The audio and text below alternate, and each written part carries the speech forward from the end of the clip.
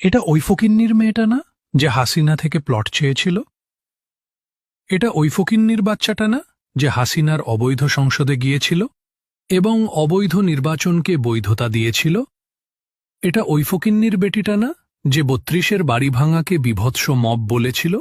৩২ নাম্বারটা ভাঙা, এটা বিভৎস রকম একটা মববাজি। এটা ওই ফকিন্নির মেয়েটা না যে টকশোতে প্রশ্ন করেছিল ছাত্রলীগ নিষিদ্ধ করার অধিকার এই সরকারকে কে দিয়েছে? করবার ম্যান্ডেটটা, নিষিদ্ধ করবার অধিকারটা তাদেরকে কে দিল?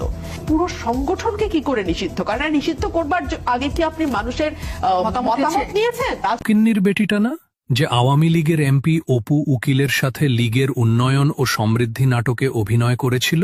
আমরা ঘুরবো শুধু, ঠিক আছে?